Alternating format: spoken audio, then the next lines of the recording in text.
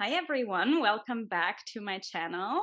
Today I have a bit of a different video for you, a little collaboration with the beautiful Mary. Doesn't she look amazing today? Thank She you. came on to this call with me and I was like, whoa, hi. Ready to slay. So we already just recorded part one on Mary's channel, and it was all about dealing with grief and navigating that process and what it means for your manifestation journey and self-concept journey. Go check that out after you've watched this. Before you watch this, doesn't matter. And on this part, we will talk a bit more about what happens after the fresh grief and how you can use grief to really transform yourself and shift your self concept, because both of us have recently lost our dear animals. I created a video about that in the past, and I believe Mary also created a video about manifesting through heartbreak on her channel. So you can check all of these videos out. I'll link all of it below. And it's been really tough. So we're a bit on different stages. Mary lost her baby a month ago, I believe, and I lost mine about 3 months ago. So before we get into it, I'm gonna give Mary her moment so she can introduce herself, let us know who she is and what she does, and the stage is yours. Awesome. Thanks, Lorena. And thank you so much for having me on this channel. I know how important it is to collaborate with other creators who you really resonate with and who can bring something valuable to your audience, right? And Lorena and I both met and talked for God, probably like an hour before ever agreeing to even collab with each other, just to make sure like the message that she relays to her community is similar to the message that I relate to mine. And really, she's so protective of the community that she's built here. And I just admire that so much. And I respect it so much, truly. So sorry, I'd like just talk about me and I'm talking about amazing, wonderful you. So my name is Okay, Mary get flattered. and I have a little YouTube channel called Manifest with Mary. I deal a lot with self-concept and, similar to Lorena, taking a very holistic approach to manifestation and to this human experience that we're living. So I am a mindset and manifestation coach. I make videos 2 times a week, not as much right now because I'm being patient and giving myself some grace to process my own grief as I'm mourning the loss of my beautiful Gabriel. But yeah, if you guys like me and want to check out my channel, cool. And if you don't, that's okay too. I'm just happy to be here with you guys. Aw. Yeah, it's all linked below. I'm sure everybody wants to check out your channel All and the links. all the links, all the promo below. Yep. Yep. Okay, so what I would like to start with, because your grief has been a bit fresher than mine, but mine is still also very fresh, right? 3 months is not a lot of time either. That being said, in this time, in these last 3 months, my life, unrelated to my loss, has changed dramatically Mhm, in mhm. the wildest ways. And it would not have happened without this loss, I'm certain. I feel like the first thing I really want to speak to, and I would also love to know from you where you're at, although it's a bit early in the journey, are the shifts and changes that you've experienced from this loss. Like, Mm, how has this loss changed your life and yeah. changed maybe yourself or your perception? Yeah. So this loss, I'll be really succinct with this answer, and then I want to expand on a previous loss that I experienced. It's changed the relationships that we have with our other pets. I am a huge animal lover. We have dogs, horses, a pig. Like, we have a little mini farm in Southern California. And losing Gabriel at the age of 8, which is very, very young for a dog, showed me that we really just don't know how much time we have with our pets. And I never want to take a single moment for granted, as cliche as it sounds. And there are times that I've taken the dogs out to go potty and I'm just like, they're doing their business and I'm on my phone. Right. And I'm really now being a lot more mindful and a lot more present in the moments that I share with them, because I really truly understand how finite they are. And again, like you said, I'm still very early in this process. I think there's more transformation that's occurring under the surface. A previous loss that I experienced, oh gosh, it was almost 15 years ago now. I was in this relationship with this wonderful man, and I was still young. I was 22. We met when I was 19, dated off and on for 3 years. Like he was like my person, and he died 3 years into our journey together. And it was very sudden and unexpected. It was an accident, turned my entire world upside down. And I did a video on it years ago on my channel, so I won't go too much into that story. But I will say that I entered a very dark place when he died, and I emerged a very different person. I emerged stronger. I emerged more loving. I emerged kinder. When I was in my teens and 20s, and I'm sure a lot of us, could say this, I wasn't always the best version of myself. I sometimes I was petty or immature or cruel. He and I would have these awful arguments, and I would just I was not the best version of myself. I didn't bring the best version of myself to that relationship. And losing him taught me so much. It changed the entire trajectory of my life. There was a long time where I had played around with the idea of joining the military. I grew up in a very poor town from a poor family, wanted to go to college, couldn't afford it, wanted to leave town, couldn't afford it. You hear about the cycle of poverty and how difficult it is to break. And I was stuck in that. And I'd always toyed around with the idea of joining the military because that would get me out of Alabama. It would give me college education. It would give me skills to add to a resume, but I could never do it. I would make all these, no, I can't do it because this, no, because that, no, all these things. And when he died, I really just was like, there's nothing else keeping me here. Like it's time to go. And my family thought it was really extreme, but weeks after he died, I walked into a recruiter's office and I said, I'm ready to go. 2.5 months after he died, I was in, the military entrance, whatever processing center, whatever it's called. And I was swearing in and signing my contract. And I spent 6 years in the military after he died. That's what brought me to Southern California. That's what gave me my GI Bill to get college, where I went to SDSU, where I met my husband. Like my entire life, changed because I loved and I lost this one person. Whereas if I had just fallen into the grief and fought against it and not listened to my intuition, not allowed this to be a transformative process for me, I would still be probably stuck in Alabama flipping burgers. I would not be where I am in life with this person that I'm with. That was a very Wow. good answer to your question. So I apologize for rambling. No, that's an amazing answer because it's relatable to me, obviously in a very different way because I've Mhm. not experienced a loss like that. So first of Yeah. all, sorry you had to go through this because Yeah. that is a lot. And Mhm. I think that really shows how grief and loss and heartbreak, right? Mhm. Before I lost Otis, I also went through a breakup last year, which Oh, was so intense. yeah. So, and sometimes that can be, I don't want to say it's harder because it's definitely not harder, but it's a different type of loss because I heard the term shadow loss on a podcast Mhm. recently. So it's like a Mhm. loss of something that still has hope attached to it or that Right, still right. exists because this person isn't dead, Yeah, right? yeah, Or yeah. this can happen also through losing a job or changing jobs or moving Mhm. away from somewhere where you lose something that in theory still exists. It has like a different flavor to it than something as final as death. Yeah, But regardless, a significant loss just does change you because you end up doing things that you wouldn't do and you end up changing your perspective.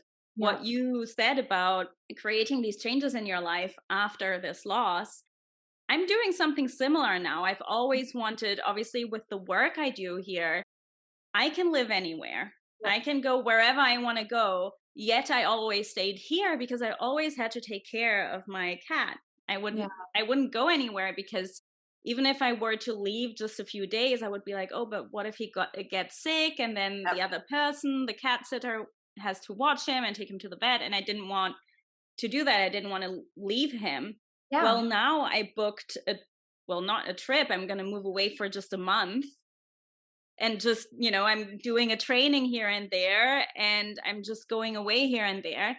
That's But it's amazing. interesting because with that comes both excitement for the new, Guilt. but exactly, but also guilt, because I know I wouldn't have done that if I hadn't experienced this loss. Yeah. And I would have preferred not to experience the loss, obviously. Yeah. So it's like a double-edged sword almost, isn't it? It is. I went through that, or not that exactly, obviously, but something very similar where in the weeks and months leading up to Gabriel's passing, he was very sick. The vets couldn't figure out what was wrong with him. So I'm someone who I believe the quality of our animals' lives is more important than the quantity. And I normally would not have kept a pet here for this long, going through what he was going through because he had to have a feeding tube for nutrition. My first time ever doing that, but the vet was like, we don't know what's wrong. If we find it, we can maybe fix it. Mhm. So let's, give him the tools he needs to survive until we know if, is this something that's treatable or not. And I won't get into the details. There was no stone we left unturned. Everything was normal. Don't know what happened. But I would have to wake up hours early every morning to feed him because you have to feed them very slowly through a feeding tube because otherwise it can upset their stomach. And I would have to wake up hours early because I would spend 60 to 90 minutes feeding him his breakfast very slowly. We'd watch TV. We're hanging out on the couch. He's laying there. He's getting his breakfast. It was this almost like bonding moment for us. But I was, again, waking up hours early every morning to be able to do this before all of my other life obligations. And the day after he died, I slept in, and I'm tearing up right now because I still feel that guilt. I slept in, and when I woke up, I hated myself for it, of almost like, how dare I find some pleasure in Mhm. these moments following his passing? It's like I was punishing myself for not being miserable the entire time, the entire experience. And I'm sure that's something you're very familiar with. Totally. And especially with something that did kind of also drain your energy, because obviously you do it because you love them, Yes. but it Yes. does take a lot of you. Like, I did have moments, even when Otis was still ill, where I caught myself thinking, I wish this was over. And I hate saying it. And I'm like, I'm even surprised I'm saying this so publicly here on Yeah. YouTube, but these thoughts did come through because I was exhausted and my cup was absolutely empty. Yep. Yep. So there was a moment when he passed, after the whole fresh grief had kind of dissipated, in the sense that I wasn't crying in bed anymore and I was finally eating again and I took a Yeah. shower at some point.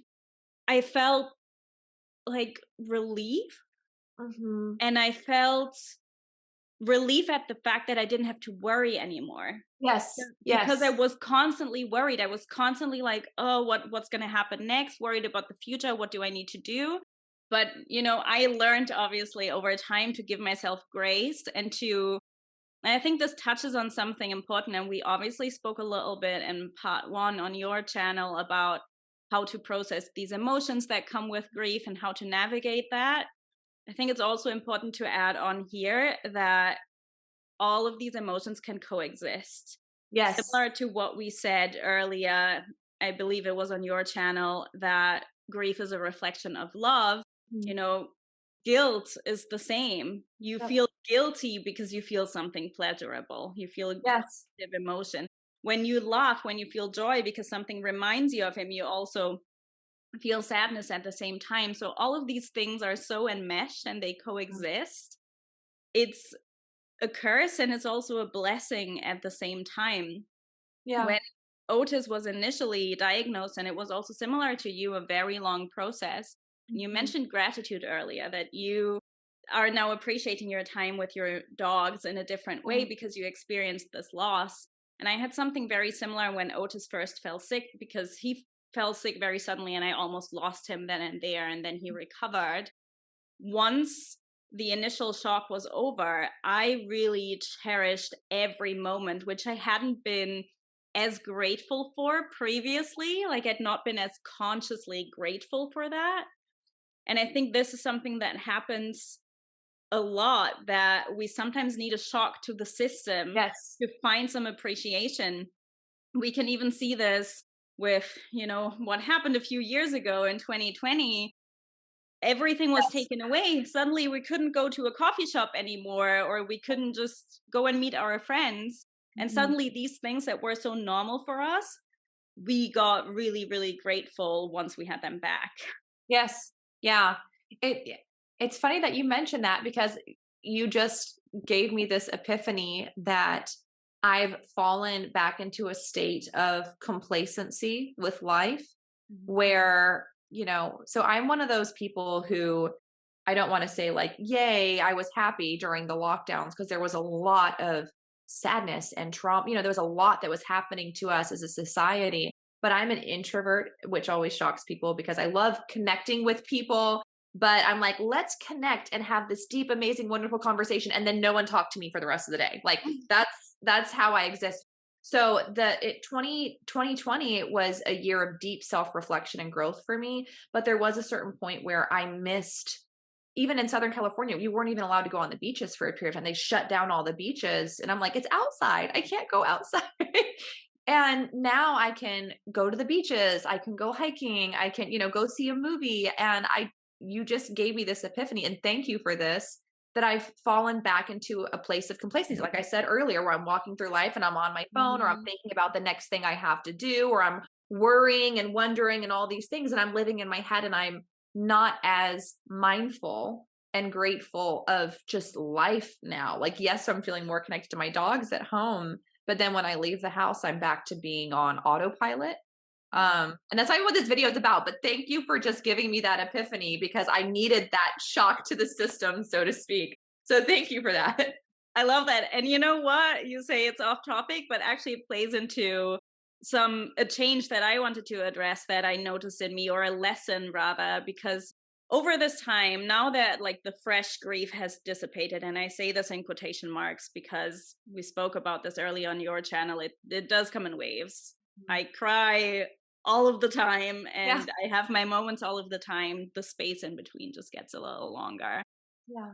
But what I really gained, I'd rather Mhm. not have lost, but what I still gained is a sense of presence. I almost have this fire in me, this passion, this determination, because I now got this reminder. This is going to sound really morbid, but Mhm. that everything I love and everyone I love is going to go away. Yeah. Nothing is going to last, nothing is permanent. Everything I'm currently attached to, either in a material sense or an emotional sense, it's gonna be gone. Yeah. So I need to cherish it. I really need to be present with it and consciously breathe and appreciate every moment, even the ones that suck, because they're Yes. all going to be gone at some point. And Mhm. that was a bit of a gift, I want to say, that this loss gave me, because that was something that I had forgotten. Like, I'd not conceptually forgotten, but I hadn't been living it. I hadn't embodied it. So that was a gift that I really received. And I also believe it gave me a bit of like a fresh start energy, like this newness, and this idea of I don't want to waste time in my life. I want to really, it almost gave me fire for my desires as well. I don't know if you have this sometimes, especially as somebody who also like consciously manifests their Mhm. dreams. Sometimes I'm like, nah, I'll worry about this another time. Yeah. I'm not gonna do that now. Just not because I'm busy with other things or in my fields, or because I have a Mhm. different focus, but just because I'm lazy. Yeah. And I'm just delaying things. I'm just Yeah. procrastinating, and I'm not taking action on the things that I actually want. And this gave me a fire where I was like, I am not holding back. My business is getting Yeah. real fire under it, and I took all kinds of actions that I had procrastinated on, that Yeah. I hadn't done for so long because there was time. But now Mhm. I got this moment of, you don't know how much time there is, and that's not in your control. You better fucking live your life. I I love that and I agree 100%, and I love that you were able to take something that for some people would, and I'm sure emotionally it did for a period of time, but for many people would crush them, right? and you were able to allow this to motivate you. Mhm. And I know that, like we were talking about earlier, like any perceived relief or positive feelings that follow a death, you immediately get hit with guilt, of how dare I feel this way after, whatever. Something that I not only think, but I know is that in the case of grief that follows a loss, a death, our loved ones want us to grow from this, want us to be happy. And I'm tearing up. I'm such a crier, you guys. I'm sorry. In the weeks that followed Gabriel's passing, I couldn't eat. I'm one of those people where when I'm sad, my appetite is gone. And every day I would have to force myself to eat a little something, but I was getting in maybe like 300-400 calories a day. I was not eating enough. I was just like Yeah. forcing, okay, let me have some crackers and broth, before I go to bed so I can say I ate something. It was a struggle to eat. And one day, and it's almost like he whispered this in my ear, he would want me to eat, right? And this little dude, like, loved food. I know all dogs, like, oh, it's a dog, Mary, of course. No, but he like loved food. My cat was the same. Oh my God. And I thought, how am I honoring him? How am I honoring everything that he taught me by starving myself? And I had to push myself a little bit. But what I did was, I'm normally a very healthy eater, like I'm very healthy eater. I was like, no, what would Gabriel eat? Gabriel would want some French fries, and Gabriel would want a whole something with a whole bunch of whipped cream from Starbucks, And so I gave myself permission to eat bad for a couple weeks to get myself eating again, right? But I think that it's such a beautiful thing how you've taken this loss and allowed it to light this fire inside of you, allowed it to motivate you to grow and to do more and to embrace the limited time that we're here. Instead of trying to fight against it, just go, hey, I know I'm only here for a little while, and I personally believe that there's life after death, but I don't know it. And whether there is or isn't, I'm only here in this body and this existence for a limited number of days, and I'm gonna fucking live it. Yeah. Okay. And I love that you've been able to take that and motivate you to do something beautiful with your life and with your business. And I know that's what Otis wants for you. He Mhm. wants you to be happy. He wants you to be doing the best you can for yourself. He wants you to grow. You know what I mean? Like, I don't even know Otis, but from what I know about him, he wants you to fucking do these things. So I love that you're doing this. What a beautiful way to honor him. Yeah, well, thank you. And also thank you for raising this or pointing this out because this reminded me of something important. Yes, I am using this. I am using all of these emotions, and this is what I do, right? This is the work I do in large parts to change my self concept. And this is the work I do with my clients as well, is to really use these emotions and alchemize them, because what is anger? It's passion, Yep. right? You can take anger and you can let it destroy you, or you can let it fire you up. Yeah. But before I was able to shift that perspective, before I was able to find these silver linings and let it motivate me, I needed to let it all die and break apart. Yeah. I remember the actual night when he passed away, because it was sudden. It wasn't like a thing where I put him to sleep. Mm, I woke up in the middle of the night and he was breathing very rapidly, and we went to the emergency and he died. I watched him die. mm. It was quite traumatic, and I remember I broke down, and I'm not even religious. I do believe in God. I'm very spiritual, but the way I believe in God is, It's everything.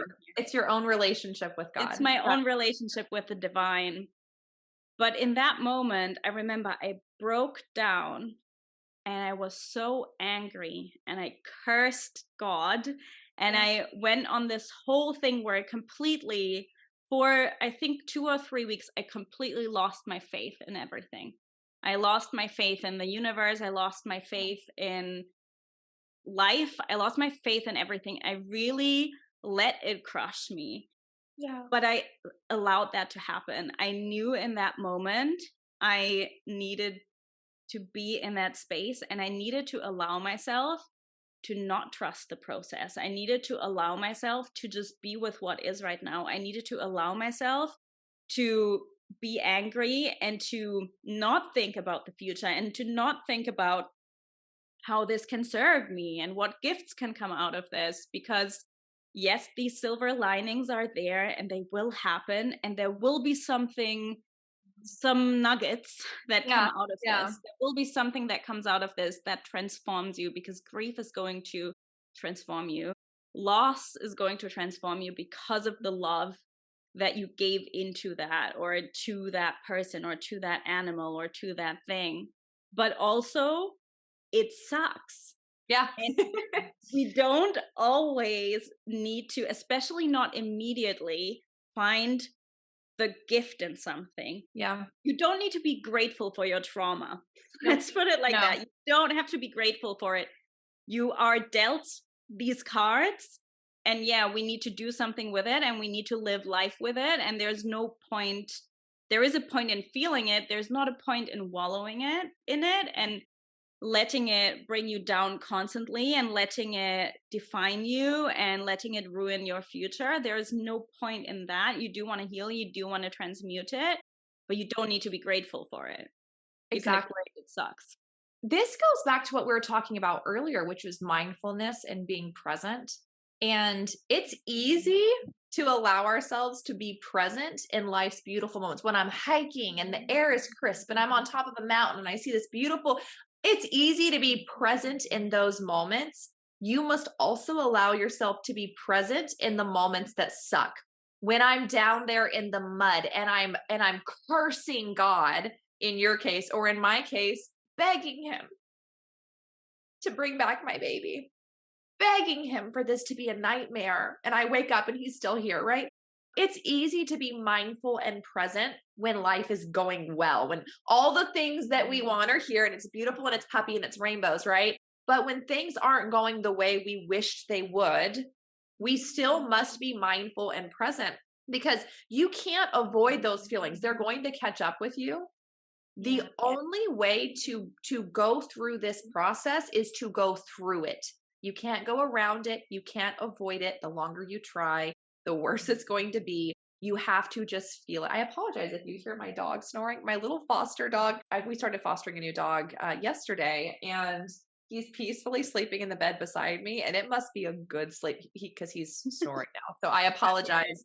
But you have to go through it. The way that you must grieve is to go through the process, even if today I am angry and I am cursing God, the universe, I'm mad at everyone.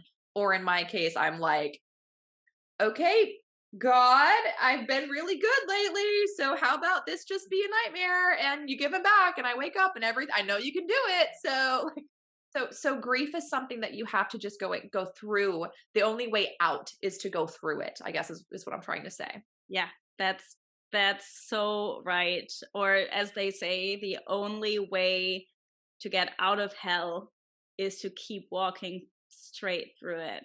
Otherwise, you're not getting out. And it's the same with grief or any difficulty in life, right? In that context, I also want to say grief is not something, loss, death is not something you move on from. It's Oh. something that you take with you. And that's how it transforms you very naturally. You don't need to look for these silver linings. You just keep Mhm. doing you and living your life and feeling your feelings. But you take it with you. You kind of grow around it rather than letting it diminish. It just becomes a part of you, and that can sound a little bit scary if you don't want it to be a part of you. It is just a reflection of love. It's all fine. You will be different. You will be changed, but it's just going to come with you. Just going to be an experience that comes with you, that shapes you, that will ultimately support you and maybe making more conscious decisions, right? Yeah. Like being more present, being more grateful, doing new things that previously you didn't want to do because they scared you, because you were afraid of change.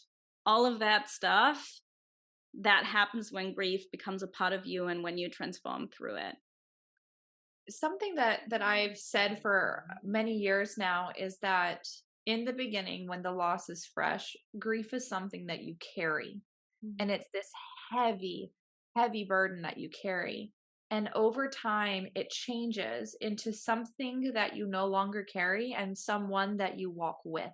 And Mhm. so my grief, I'm carrying my grief of Gabriel right now, obviously, with all the tears I keep having.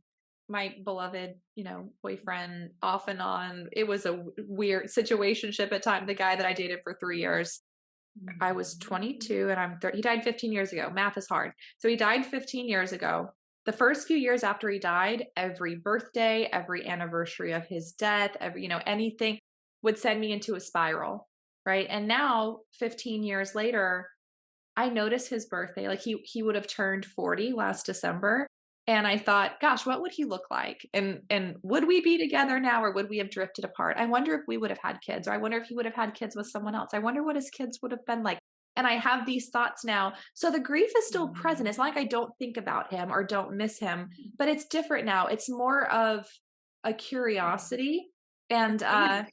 exactly, exactly. So it's not this heavy thing that I must carry. It's almost like this whole other part of me that I now walk with. And I go, wow, he would be this. And, sometimes I'll think, I'll do something silly or say something dumb and I'll go, okay, I bet he would totally make fun of me for that right now. And so our relationship with grief evolves over time. We evolve over time, in tandem with it. Yeah. Oh, you said that really, really beautifully. Yeah, it changes you and it transforms into something else. That's so right. And that's why after a while you will be able to look at old pictures and remember the good times, because when it's Yeah. very fresh, you remember the loss and you remember the heaviness and you remember the ending. But Mhm. before the ending, there was a lot more of beauty and a lot more good stuff, and we kind of that's not as present anymore when it's fresh, but it's always still there. Exactly. And yeah, you said that really, really beautifully. We should probably wrap up soon. We've been Uh, talking for so long, we've but it's been such a good we've been going on and conversation. on and on. The last thing that I want to say, and if you have anything to add, feel free to add, but what really became clear to me: after every death comes a birth. Mm, After every winter comes a spring. And after every loss, after every ending, comes a new beginning. So it is heavy, it is hard, but it's never over. yeah. Life does continue, and it's on you to really see what you make of it and how you move forward with your grief and with your heartbreak, and how you take care of yourself to heal yourself and create a beautiful life for yourself. How do I even add to that? Like that was I think my one thing to just add is that whether you are new in your journey of grief, like I am, still very fresh and raw with losing Gabriel, further along like Lorena is, or or somewhere in the middle, it will get better.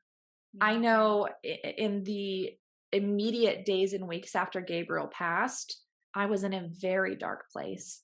It was so hard for me. And if you are someone who has stumbled across Lorena or my video and you're in that dark place and you're searching for support and searching for answers, just know there are communities out there where you can find support. Go on Google if you're struggling with pet loss, or if you've lost a parent or a relationship, whatever it is, there are so many resources out there where you can find your community and people to relate with. But even if you don't have that need for connection, just know that you will get through this and it will get easier. I promise. Beautiful. Thank you so much for being here, for doing this with me. Thank you everyone else for watching. Leave a comment and let us know what you think. Make sure you check out part 1 on Mary's channel. And I'll also link all of our other videos about grief and loss below so you can check them out too. And I'll see you all next time. Bye.